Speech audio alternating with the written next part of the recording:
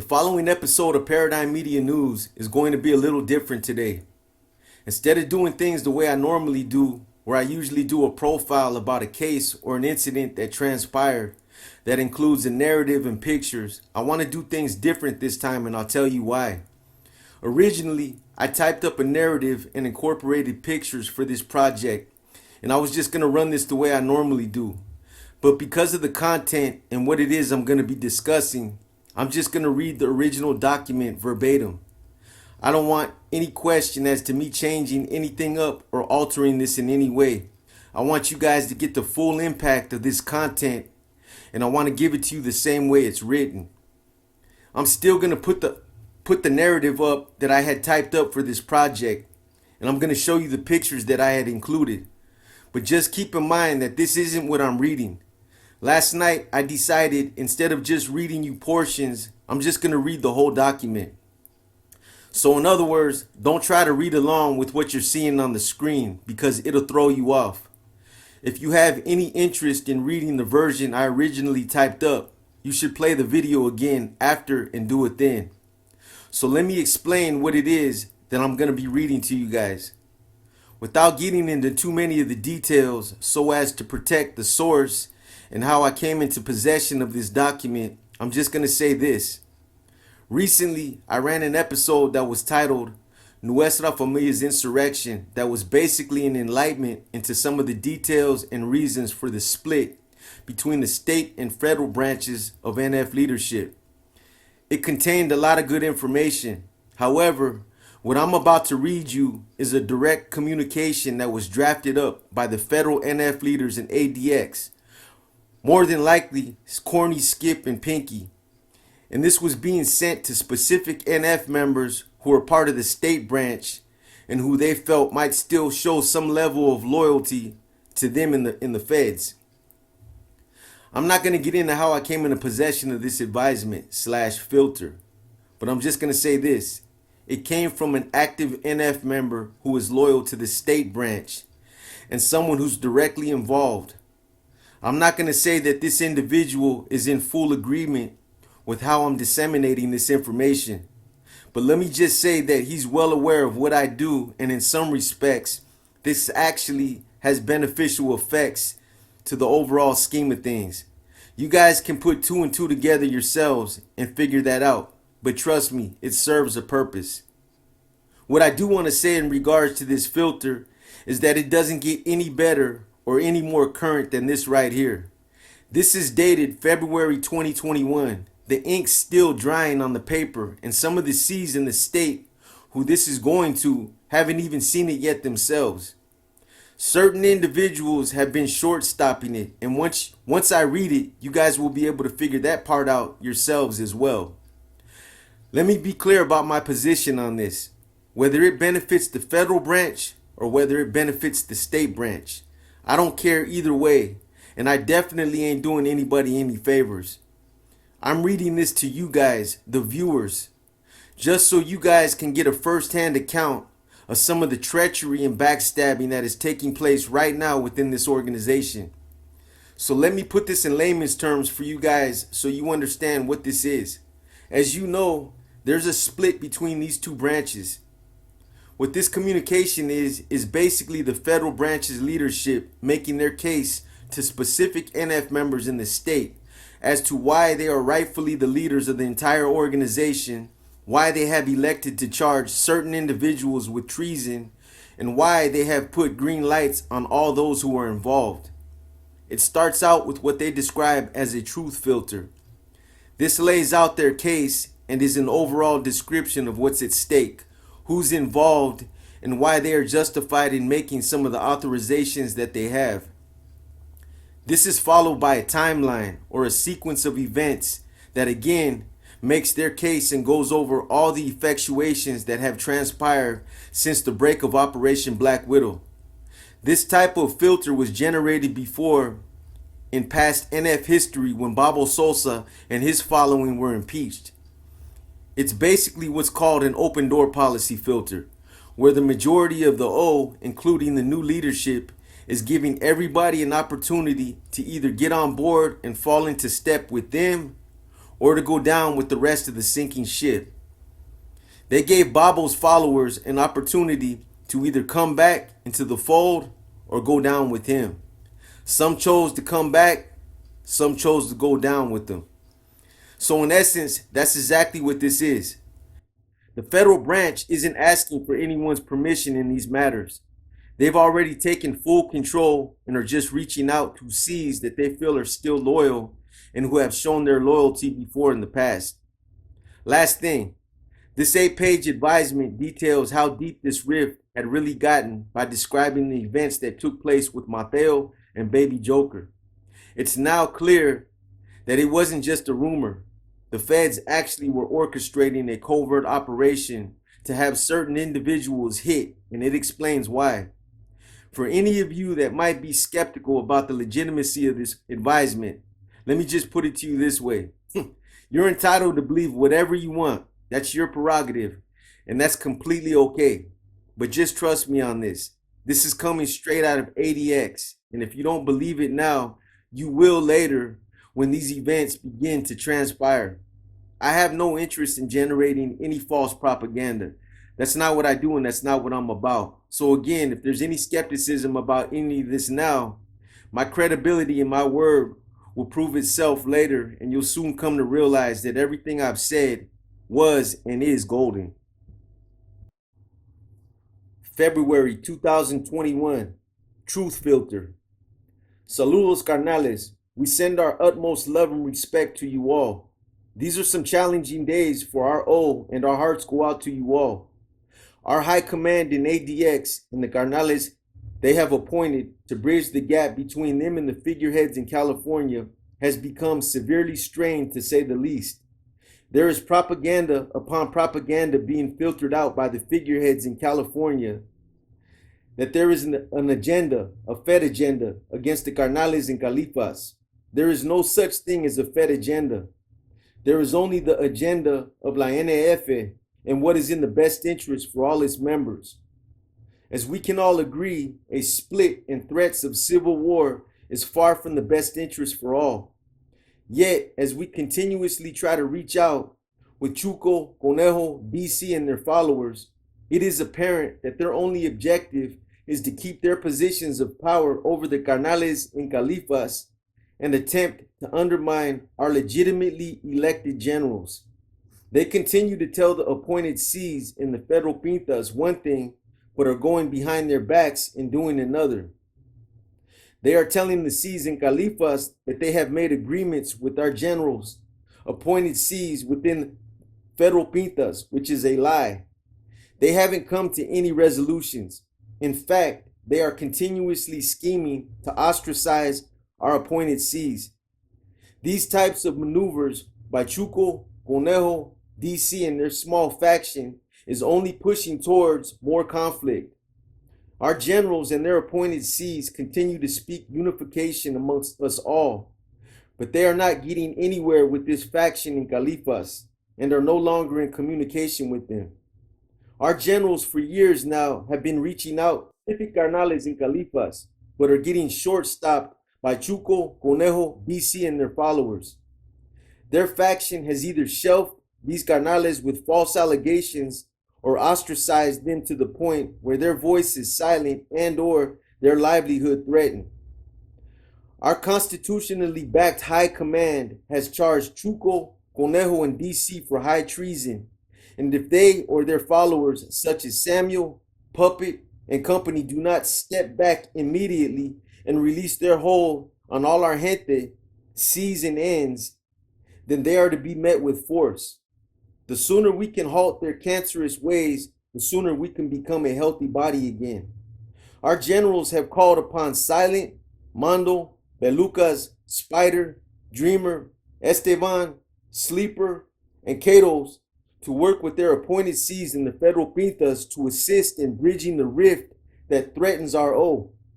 These carnales have been chosen because they have stood strong for la NF and have time and grade. They are trusted to have la NF's best interests at heart. They are believed to be objective and, for what we know, above reproach in the treason that threatens a rift. Our generals ask that all carnales and norteños support them and assist them with whatever they need to get us moving forward as one. There are numerous issues to be addressed, and our generals' appointed Cs have been open and available to work these issues out with any of them. In regards to the impeachment articles filtered out, these of course came from Chuco and Conejo's faction. It is full of lies, half-truths, and holes. Also, its legitimacy is at question because only the General Council has a vote in the impeachment process. It is one thing to have complaints in accordance with our Constitution, but it's another to allow your complaints to take you outside the framework of our sacred Bible and take advantage of an area within the RO and self-proclaimed generalship over it. You will find that it is clear in our original and revised Constitution. We have attached this timeline, which explains the sequence of events that took place behind the scenes, which has brought us to our current state of affairs. Timeline, statement of facts. In April of 2001, our NF brass is indicted on federal RICO charges under Operation Black Widow and transferred from Pelican Bay SHU to the federal detention facility in Santa Rita, Alameda County. General Counsel at that time, brass in 2001, High Command Generals, Pinky from Cucamonga, SRG, Corny from Woodland, GOP, and Tibbs from San Jose, GAO. Inner Counsel, Cuete from Tulare County, Skip from San Jose, and Stork from Salinas. DC is left in charge of Pelican Bay SHU. 26 Cs remained in Pelican Bay SHU under DC's authority in 2001. DC is the only brass to remain at Pelican Bay. You guys keep in mind, they're describing these events that took place when they were indicted in Operation Black Widow and when they were transferred out of Pelican Bay. Between 2001 and 2002, NF leaders, generals at Santa Rita, in conjunction with those Cs indicted under OBW, Operation Black Widow, began reestablishing street regiments directly under their command across northern Califas. Between 2002 and 2003, a group of Cs in Corcoran SHU attempted to take control of all California Pintas, falsely claiming Corcoran SHU is the new headquarters. Word travels back to DC and Pelican Bay and NF generals at Santa Rita. General Corny, GOP, sends direct orders to Corcoran. All Cs involved were placed on freeze.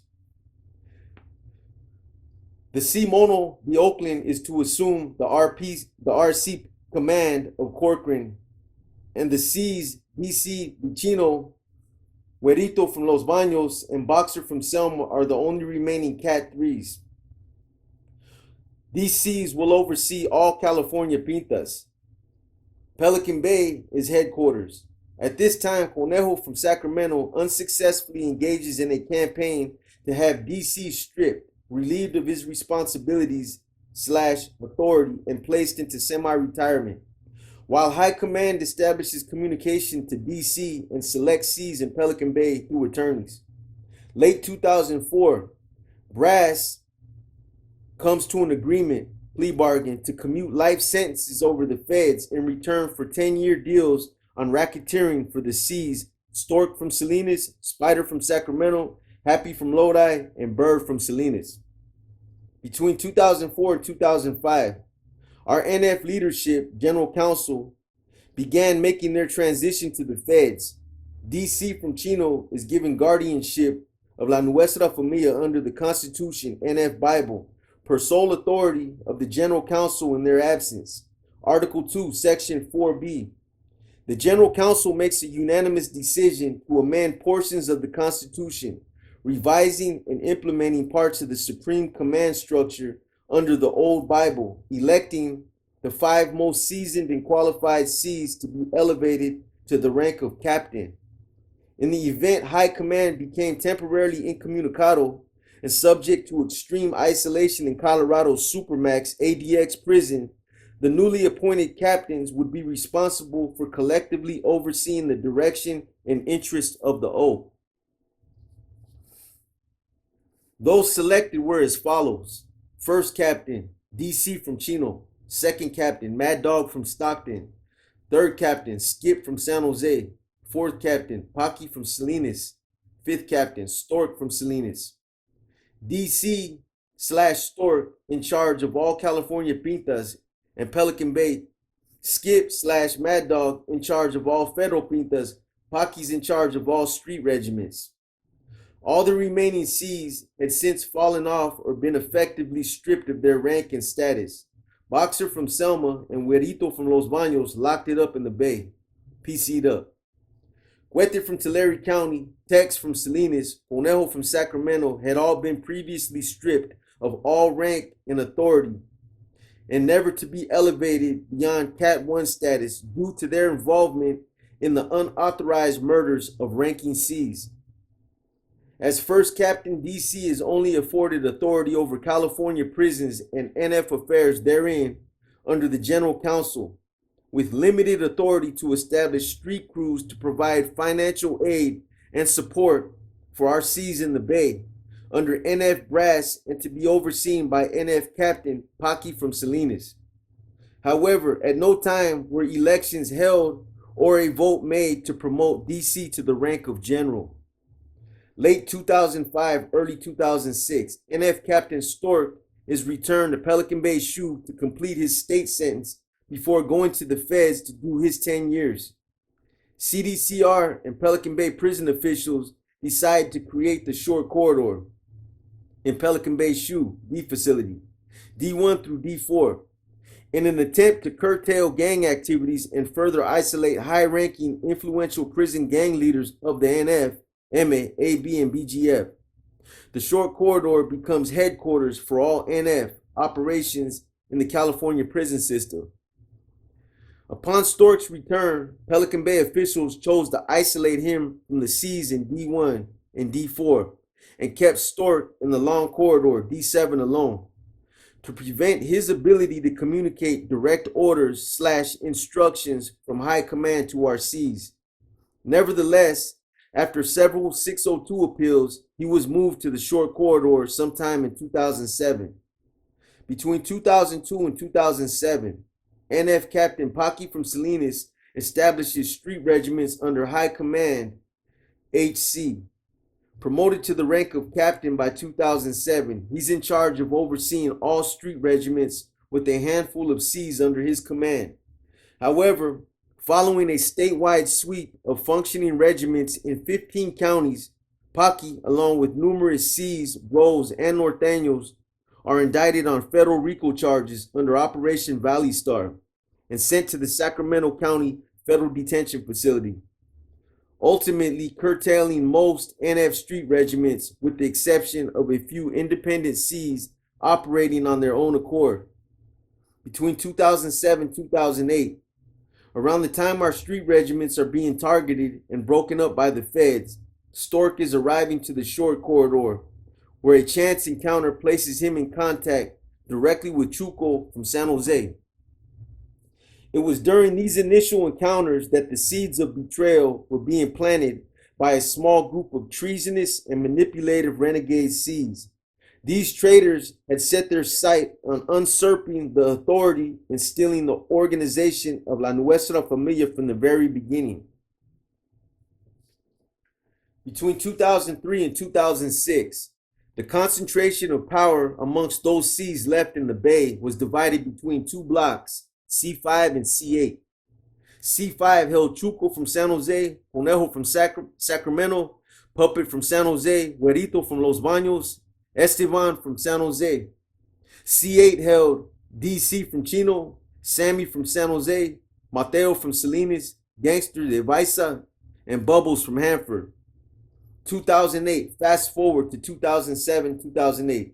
All C's with the exception of Huerito are in the short corridor when Stork finally arrives.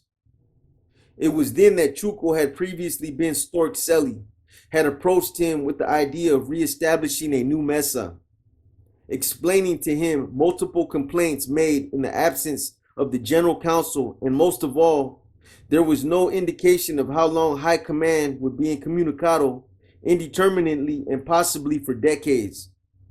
Hence, in the best interest of the O, they should restructure a new high command with the ultimate incentive that Stork himself would have a seat at the table and be made one of the new generals. From there, Chuco and Stork took the idea to Conejo, a long-standing C who had once been a Cat 3, the highest rank in the NF. Together, all three brought the proposition to DC. This is when the crime of treason was first put into motion. Mutiny. High Command had already issued assignments and designated authority to specific captains in the interest and direction of the O. Our Constitution does not provide any revisions or amendments for the restructuring of any new or separate High Command.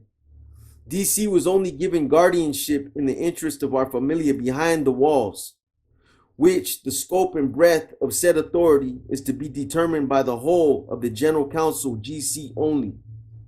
It was at that time they recreated a new high command and self-appointed the high offices and rank of generalship to themselves: DC GAO, Chuco SRG, and Stork GOP. With our generals in absence in ADX, Pinky, Corny, and Tibbs, fellow captains Skip, Mad Dog, and Paki were all accessible. Stork and DC only made up 2 seats of a total of 8 high-ranking Cs. The Constitution is clear on 3/4 majority vote in order to alter and change the makeup and direction of the O as a whole. This decision did not even receive half of the votes required by law. Until this time, our elders were unaware of the push these renegade Cs were making to take over the O. Pinky, Corny, and Tibbs were in ADX. Skip, Mad Dog, Tarzan, Rico, etc. were in the feds fighting for the very existence and survival of our Raza Norte and Nuestra Familia across the nation, while Paki and a handful of other Cs and Ns were fighting off federal RICO indictments. Between 2008 and 2009, the new self-proclaimed generals in Pelican Bay SHU began sending out filters claiming that our elders in the feds no longer hold any authority or jurisdiction over California, that the Cs in the feds are in charge of the federal prison system and the rest of the nation, while the Cs in Pelican Bay are solely in charge of California, in the pintas and on the streets. Bubbles from Hanford is sent to the streets from Pelican Bay Short Corridor under Sammy from San Jose, acting liaison to the SRG, to establish regiments across Northern California, and provided with a first-rate drug pipeline to the Sinaloa cartel. They established through MA Dropout, Tigre from the avenues in D4. Bubbles is able to gain control over a vast network of ends, while at the same time, newly recruited Cs pooled in the state and by the feds are paroling and falling in line. All the while, having full faith and trust that Stork and DC, particularly DC, would be fulfilling their own honors and obligations to our familia, never anticipating that they would be making moves to tear us apart, betraying our Constitution, betraying La Familia, betraying our canales, our leaders and our soldiers, and betraying our sacred oath. By 2010, Stork had finished his state sentence and transferred to the feds. While the decision was made to elevate Conejo to GOP, despite sanctions and stipulations against ever holding any authority within the O. In addition, it was decided to begin recreating a new general inner council. Those selected included Mateo from Salinas, Puppet from San Jose, and Duck from San Francisco. Samuel from San Jose would be the final seat in 2014. The following Cs would all eventually be promoted to Cat 3s. Esteban from San Jose, Gangster from Visa, Spider from Lodi, Sleepers from San Jose, Knockers from Sacra, Pelucas from Oakland, and Sleepy from San Jose, all of whom would subsequently be stripped, demoted, bypassed, and done dirty for not following the corrupt agenda of these renegade tyrants. In the same year, a series of state and federal RICO indictments bring down street regiments across Northern California dubbed Operations Crimson Tide, Knockout, Tap Out, Street Sweeper, etc., etc., bringing Bubbles' reign to an end and loosening the grip of control on the streets from Pelican Bay, while a number of newer C's are indicted and sent to the feds. By this time, our elders in the feds are starting to catch wind of this new leadership and direction. The first efforts to communicate are made by NF Captain Skip to find out what's going on, while 3 seasoned C's are sent out to investigate. Nevertheless, with the recent indictments and limited communication to the Bay, these C's focused on setting up shop and fulfilling their obligations to the O. Between 2010 and 2014, a recruitment drive in Pelican Bay doubled the number of C's in the state to approximately 50 to 60, while those carnales being pulled by our elders in the feds were systematically being blackballed and having their C status disregarded by Pelican Bay leadership. Federal indictments bring down regiments being operated by our C's Big Happy, Spider, and Bird. In the Bay Area, Santa Rosa, San Jose, Salinas, and Sacramento. While our C's in the Bay engage in the initial talks to establish an agreement to end hostilities with leaders of La M, AB, and BGF and propose a plan for statewide hunger strikes to put an end to long-term solitary confinement. Our first hunger strikes were in 2011, the first agreement to end hostilities in 2012. Our final hunger strike with 5 core demands in 2013. During this time, only a single regiment is being run by any C's in Pelican Bay under Sammy from San Jose, established by a young C. Trino from Early Martin, Tulare, Kern County, and Kings counties. Between 2014 and 2015, C's, Bros, and Norteños who have been slammed in the shoe for 10, 15, 20 plus years began getting kicked out, back out to the main lines. Pelican Bay, High Desert, Salinas Valley, New Corcoran, SATF, New Folsom, Pleasant Valley, Solano, Susanville, Tracy, San Quentin, and CMC all established NF regiments with Norteño strongholds. 2018, C's across the state start to become aware of real existing conflicts between our elected generals in the feds and these new self-proclaimed so-called generals in the state. Elder C's believed to have loyalties to our generals are put on the back burner and done dirty. C's pulled by our elders in the feds are disregarded and have their C status revoked. Good soldados with ties to our C's in the feds are told they can no longer be on C detail, associate with specific C's, and sent to conduct removals under the false pretenses to get them off the yard. Filters are sent out intentionally manipulating brothers into believing there are 2 high command general council jurisdictions within our O.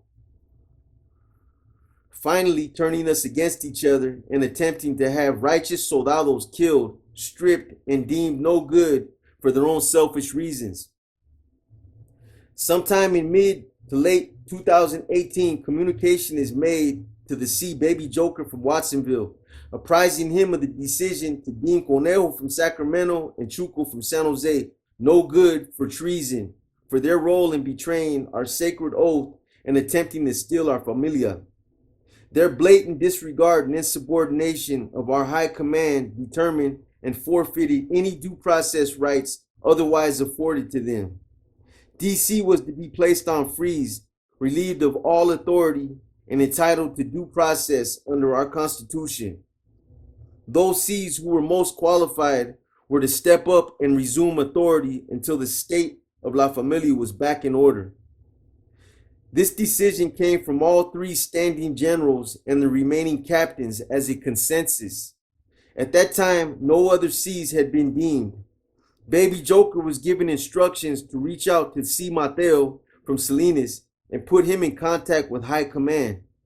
Once communication was established to Mateo, he was given the assignment as a liaison for California with the orders to carry out the will of La Familia and to have both these traitors dealt with. Late 2018, early 2019. Mateo receives word that high command in the feds had sent communications to DC deeming Conejo and Chuco no good. Furthermore, that these communications had been intercepted by Samuel and Chuco and purposely hidden from the rest of the seas for over a year. Mateo notifies Duck, Gangster, and Turtle of these current developments. Together, all four make a pact to fulfill the directives coming from our elders. At this time, contact is made directly to DC by Matt, inquiring as to why all this has been under wraps for so long, as well as the need to have these matters taken care of. Initially, DC agrees to follow through with the orders regarding Conejo and Chuco.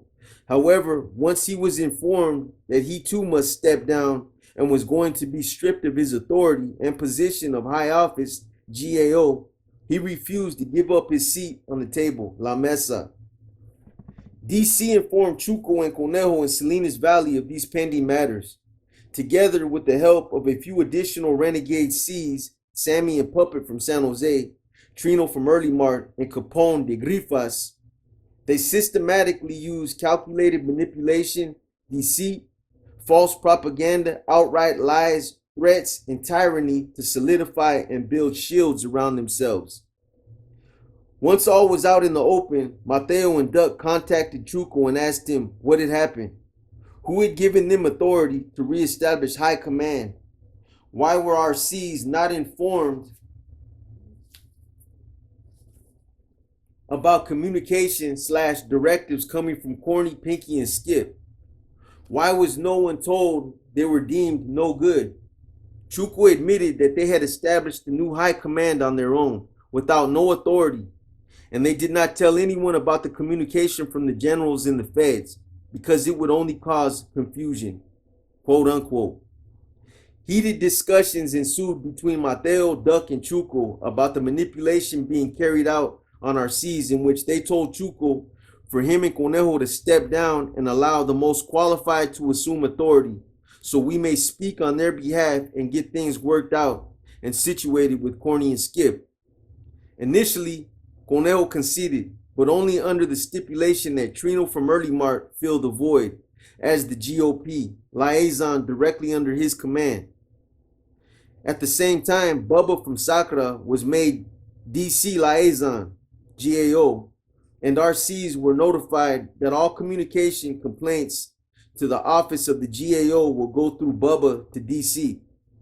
Let me just explain that to you guys real quick. DC wanted everything to go to Bubba because DC is getting old. He wanted somebody, any filters or any information going to him, he wanted it to go to a trustworthy C, and then that C would break it down and explain it to him. He designated Bubba to assume that position to be his liaison. Note, and they actually explain that right here. Note, DC is an old carnal in his mid-70s, and it has long been reported that he no longer holds the mental capacity to make decisions on his own. Although he can hold conversations, he defers his decisions to Bubba and Chuco. DC has been an honorable carnal for a very long time. It is his stature and legacy that gives legitimacy to these renegades, who have also manipulated him and used DC as a figurehead in name only with no real authority. Early mid-2019, the C, Mateo, begins reaching out to older Cs in other joints who've been around and who know the ways of the O, as well as working directly with Baby Joker to hit Conejo. Our elders afforded us a list of 12 Cs who were to be honored for their time, service, and sacrifices to La Nuestra Familia, and were to collectively accept the responsibility of stepping up and getting the O back in order. Those included were Mateo from Salinas, Sleepers from San Jose, Spider from Lodi, Lucas from Oakland, Silent from San Jose, Bobby Lopez on death row, Esteban from San Jose, Dreamer from San Fran, Big Mondo from Delano, Sleepy from San Jose, Gangster de Vaisa, Duck de San Fran, and Baby Joker from Watsonville. We maintain their position and continue to call upon each and every one of these Cs to meet their call of duty and to fulfill their honors to la nuestra familia. Shortly thereafter, three things occurred that put in motion a declaration of war that would be directed towards our own people by those who were supposed to be our leaders. Number one, Turtle from San Jose, who made a pact with Mateo, Duck, and Gangster in Pleasant Valley, was transferred to Solano. Later, he would betray these seas. In other words, what happened was when Turtle was transferred out, he ended up over there in Solano with DC and the rest of those guys. And basically, he got over there and was like, check this out, man. This is what's going on over there. This is what's happening. They're planning on hating you guys. They're calling for your impeachment. They're taking over. So he made a pact, but then he went over there and got amongst those guys and basically exposed everything. 2, Gangster from Visa, who was made the new RC after Turtle's departure, was indicted on federal RICO charges. And 3, Chino from Oakland arrived at Pleasant Valley from High Desert and became the new RC after Gangster left to the Fresno County Jail. Between March and April 2019, Mateo, followed by Duck a week later, was stripped of their rank and removed from their seats on the inner council due to frivolous complaints and denial of due process under the NF Constitution. Subsequently, Trino from Early Mart and Capone de Grifas were elevated to fill the newly vacant seats on the inner council.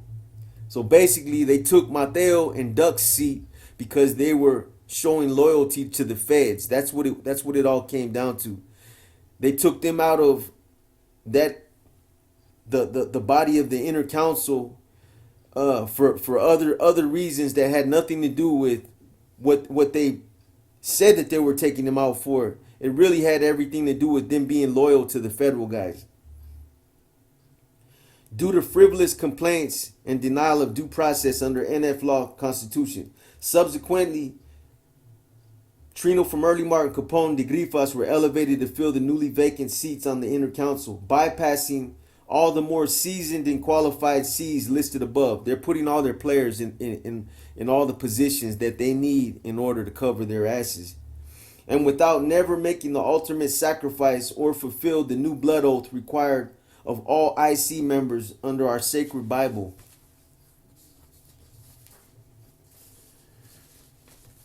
Our C's start to reestablish functioning street regiments with new street formats, policies, and guidelines, including the stipulation that no C's, Bros, or Norteños are to establish federal regiments in California without even consulting the C. Paki from Salinas or fellow NF captains assigned to oversee the directions of the O. Between 2016 and 2018, California leader under renegade direction began to lose sight of our true purpose. With $100,000 being generated from the regiment banks in prison and on the streets, our traditional ways that helped to build the foundation of our end movement and la nuestra familia, the principles of unity, equality, true carnalismo, and justice for our people, are lost in place of selfish greed, corruption, and the overly personal individual ambition to gain power. Numerous C's, Bros, and Norteños are summarily murdered and hit on decisions made by cowards who have their own interest at heart, utilizing good, righteous, solid soldados to put their dirty work and make sacrifices for their own benefit, without even looking out for most of these homies in the oils. While the overwhelming majority of these pegadas are done in the name of La Familia, yet all except one, the C. Sleepy from San Jose, are carried out by any of these C's, and none of them executed by any of these traitors themselves. Between 2015 and 2017, internal turmoil plagues the ranks of the newly formed state leadership. Once again, Conejo instigates conflicts and dissension, campaigning and politicking against fellow GC members, most notably DC himself, as well as filing complaints against numerous ranking C's, including Knockers, Sleepy, Spider, Gangster, Sleepers, Duck, and Mateo, all Cat 3s. In fact, he orders the hit for sleepy on knockers and eventually has a hand in getting all these C's either hit, stripped, or deemed except for DC. Conduct deemed unbecoming are the exact reasons the GC had stripped Conejo his Cat 3 status and stipulated he was never to hold rank or authority again. Between 2015 and 2016, while in RCGP, fellow GC members came to the decision that upon a full investigation, if Conejo was caught lying, he would be dealt with permanently for his treasonous politicking against and behind the backs of fellow Cs. However, once Chuco, Puppet, Duck, and Sammy returned to the main lines and the time came to follow through, reminiscent of Chango Zavala and Brown Bob Viramontes, this coward Chuco was unwilling to pull the trigger and allow Conejo, who was holding the Familia's main bank, to influence Chuco's decision by buying Chuco off with the selfish benefit of financial gain. Conejo gave Chuco $25,000.